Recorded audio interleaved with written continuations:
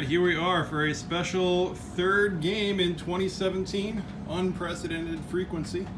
Well, except for the last time we did it. But hey, here's the initial setup of the board. Just a little note for those paying attention at home. We've got white factories here are the minors. These gray ones are majors. The big red ones are industrial complexes, while these little itty-bitty gray monopoly houses are the military bases. You can follow along in our rules video for the slight tweaks that we have in our house rules that we play with, but by and large still the same global 1940 game. And here we go, turn one. Halfway through turn one, and we've elected to take at least one unconventional strategy so far this turn, and that would be Japan not making its traditional J1 attack, instead buying 3 transports, which are loaded up there in the Japanese sea zone, and a cautious march forward through China with only 2 real contested attacks, and that would be down here in Yunnan and the adjacent province Hunan, I believe that is, with the rest of the Navy piled up down there. Well, was generally where it usually goes, except there's Americans on the board this time, as well as British Navy, so we'll see what they elect to do on the rest of the turn.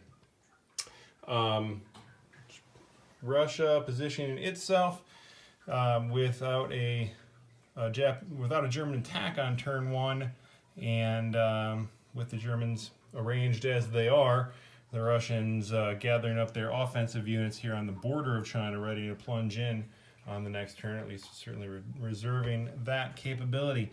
The Germans buying what is, as I gather with other folks, a pretty standard opening buy of a carrier and 2 transports, but not one that we've explored recently, so we're taking that tack this time. The rolls for G1 went relatively horribly from the German perspective, so we won Paris, but we've got, what, 4 tanks and artillery left there. We split up our land forces and went into Normandy, which may have contributed to some of the heavier losses there in Paris. Certainly a lot more bloodletting than I would like to see. And as well as this naval battle up here went much worse than it has in previous games.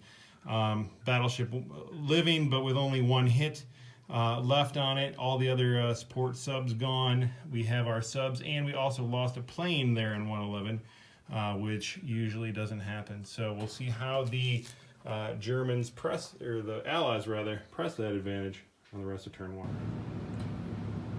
About to begin round 2. It has been a fun and interesting first turn. We see that the Americans have gone with a complete kill Japan first strategy, spending their entire build here in this Pacific area with 2 more full carriers and the pre-existing fleet right there menacing Japan from as close as they're allowed to get to them without going to war. Military bases purchased in both Hawaii and Alaska, and those allowing you to purchase either infantry or a transport under the current set of rules. And we even see people populating these air bases, which is not something we usually ever see, which is fun because that's what happens when you try new strategies. You see new things. The Australians doing what little they can with what little money they got, but the important thing to note is how China and the UK reacted to Japan's unorthodox strategy. China gathered its forces all together here in Shenxi and has quite a nut there of, well, the green ship is 10, so we're looking at, what, 14, 15 dudes in a plane. That's something to be reckoned with for certain, and out of the reach of the Japanese forces for the time being.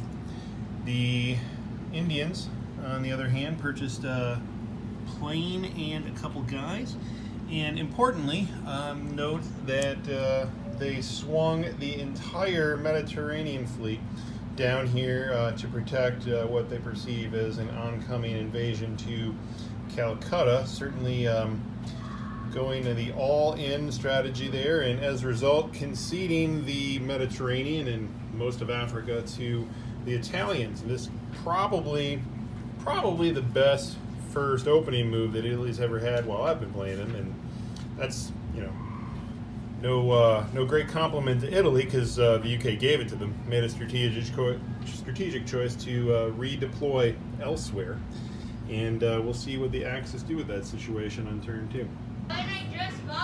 So halfway through turn 2, and the Axis have stuck with their initial strategies, although the Allies are certainly taking advantage of the weaknesses that those strategies open up. So Japan has, again, not declared war, encircled the Chinese here a bit to give themselves a little bit of breathing room, but bought a naval base in Hainan, an air base there in Guangxi, piled up all their air units in Guangxi, and swung the navy that was down there into the Burma Sea Zone, while bringing 4 transports worth of dudes right up behind them.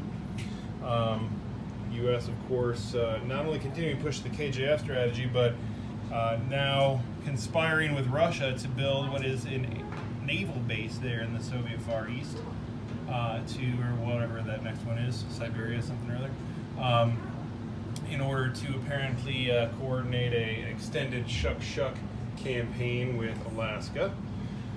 And on this side of the board, the Germans completed cleaning up Europe with southern France and Greece, as well as sending their entire air force to take out the one lowly transport that was still there in 109, just to ward off any kind of scramble that may have come in reaction. That blow-up box there is London, just because we can't fit anymore. And Germans executing their strategy that we call "Give Italy a Chance" was how I sketched this out ahead of time. So now they've taken Gibraltar and Morocco, and put the rest of Italy's expansion in motion. We'll see how that plays out on the rest of turn 2. Well, we are beginning round 3, and what an interesting round number 2 has been. U.S. continuing to commit to its extended Alaskan forward naval strategy here by loading up that naval base. You built your own naval base back here, didn't you? That black box. Yeah, that black box. We've built so many naval bases, we're out of them. Need to stock up from historicalboardgaming.com, or Litco for that matter. I think that's actually where these came from. And building up some dudes in these military bases. I believe some Philippine guys were bought. Main development here, though, as one may have expected, and I knew there was certainly a high likelihood that it would happen in some way, shape, or form, the Indians couldn't take the provocation anymore, and so they took the initiative to declare war on the Japanese, and in so doing swung this navy around from Calcutta to wipe out what had been a sizable bevy of transports here. So there is one empty aircraft carrier there to nominally defend those transports.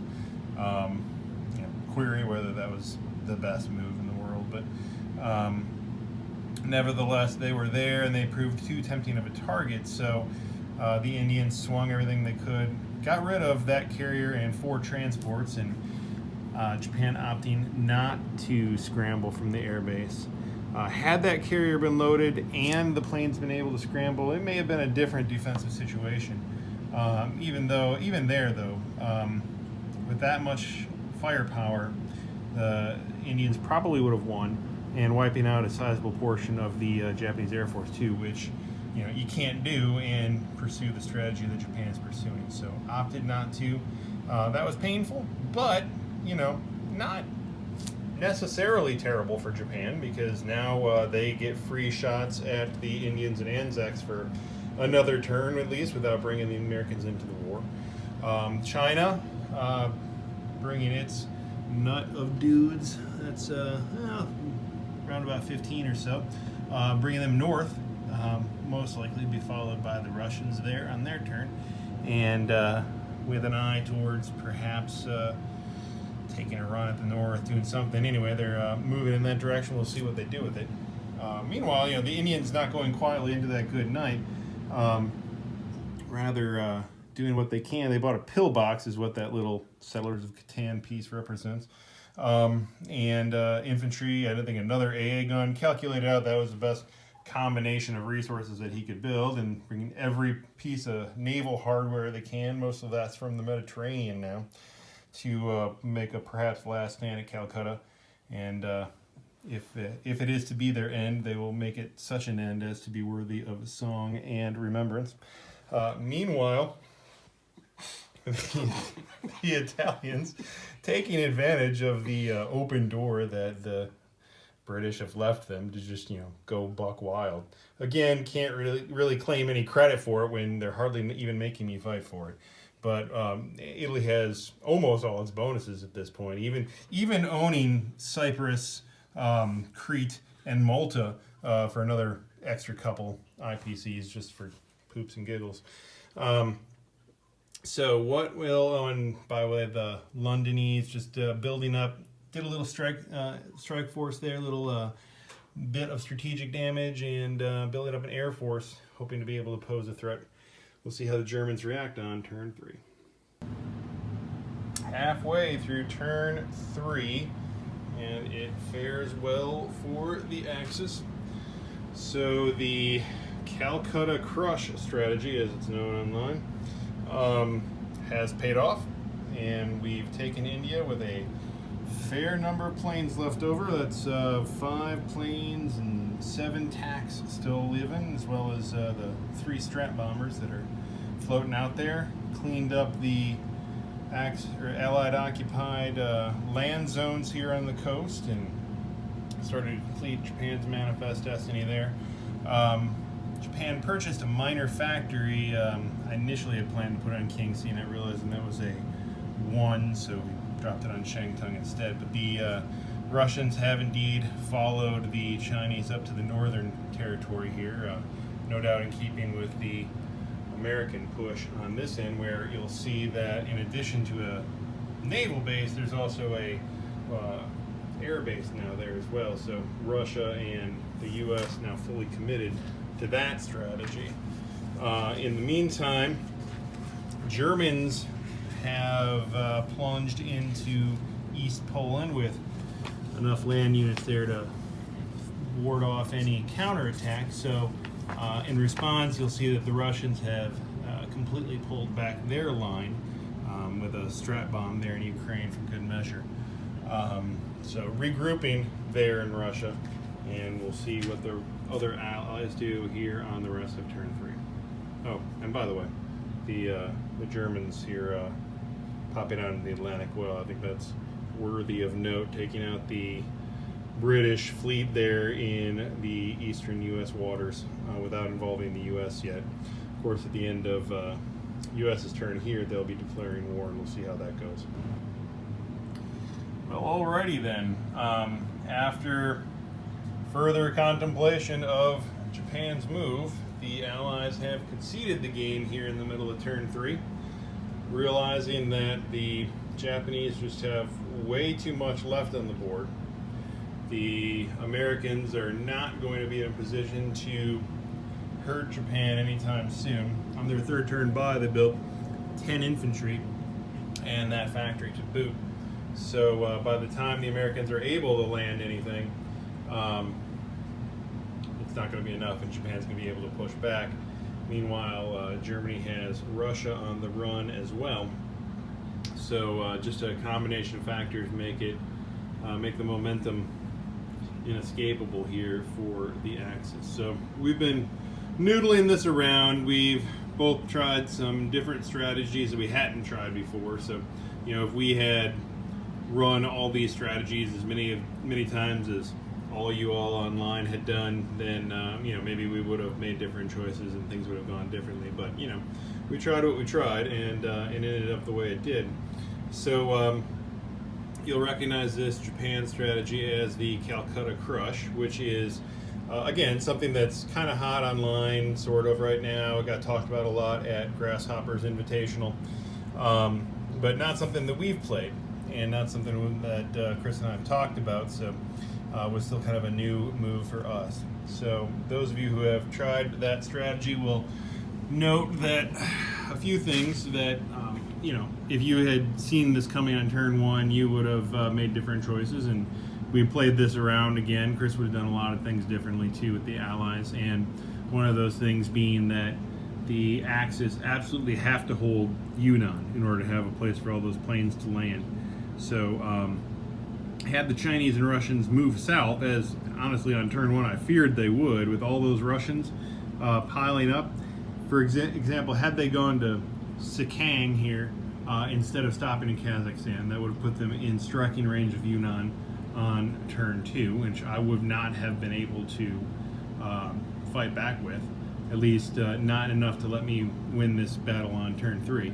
That would have pushed the Calcutta move at least back to J4 if I was able to pull it off at all. And with the combined forces of the Russians and the Chinese, that may not have happened, and I may have had to pull back to plan B, which would have been just turn all those around and occupy everything else that Britain controls. But another thing is that India's buys weren't necessarily in line with expecting the Calcutta Crush. So there was a plane that was purchased. You know, not all of the infantry turtled up, and especially this last move, which we've been noodling a bit with all these planes striking these transports. Had those land units on that transport been essential to the plan, then yeah, that definitely would have cut me off at the knees. But the whole time I'm calculating odds based on only those 4 land units being able to get in, supported by the entire Air Force. And so knowing that that would have worked out, and without all those planes defending, that definitely swung the odds in the Axis's favor. Mind you, too, that in our version of the rules, with our house rules, there is a major factor here as opposed to a minor, which the operative difference being that you can build 5 units here instead of 3, which is what you're limited to in the out-of-box rules, plus this military base right here if you really want to build more stuff. So Allies have a lot of potential. If you see the Calcutta Crush coming under the abandoned monitoring station house rules, you know, there's a lot you can do to stop it. Means that you're not doing other things, but you know, there's ways to stop it. UK could have been occupying a couple of these Dutch islands as well, instead of taking the Persia move. I mean, you know, potato, but other things. In retrospect, obviously, having seen the strategy now, things you do differently. Also, the move to abandon the Mediterranean, again, you know, tried it, didn't work, probably won't do that again, but the whole point of Germany's strategy in this game, which is kind of a modified version of what General Hand Grenade would call the, what does he call it? The Afrika Korps, that's it. I don't know. No, he wasn't the one to create it, but he's the one to talk about it the most. Yeah, which is basically just the whole idea of building that navy that, you know, call it a feint sea line, call it a preparatory sea line, but building that navy and then swinging it down to Gibraltar on turn 2 is basically the essential core of what you would call the Afrika Korps strategy. But I called it in my notes the give Italy a chance strategy, because every time we play, UK always Tarantos, always gets rid of the Italian Navy, and Italy's always struggling. And frankly, I've given some thought and realized I do some things wrong with Italy, and having especially got some benefit out of watching Hand Grenade's Afrika Korps video, because it gave me some ideas of why I was usually overextending Italy on my first turn.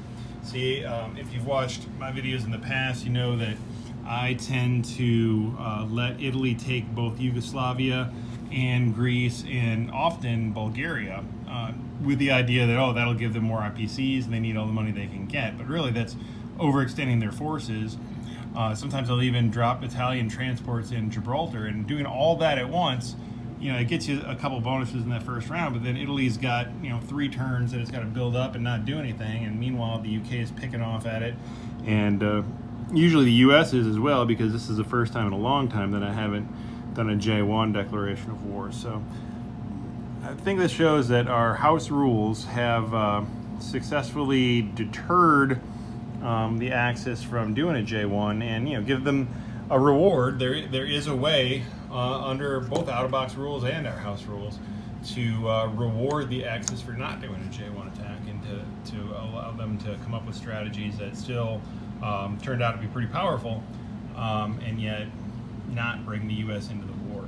So with that, I mean, I hate to call the game because, you know, as an Axis player, it's fun to have all this territory, but it really isn't competitive at this point. The Allies have really lost some momentum, and I don't think are going to get it back. So it's probably the right move to call it at this point. By the way, under the house rules, Japan did get a victory token for taking Calcutta, rolled a tech roll, got propaganda, which just meant it was going to get more money, so that doesn't help. I will now pass the camera to Chris for his observations. I'll keep everything about this game sucked. So, yeah, I've long thought that abandoning the Mediterranean was the mistake, 100% mistake, even under the house rules. Long thought that spending a ton of money up to protect the northern flank of Russia might be a good idea, but took too long to do it. Everything that I did was wrong. Everything that Brian did was good. So it's not worth playing. It's better to reboot, and maybe we'll get a majority of a game in tomorrow. Yeah, it'd be fun.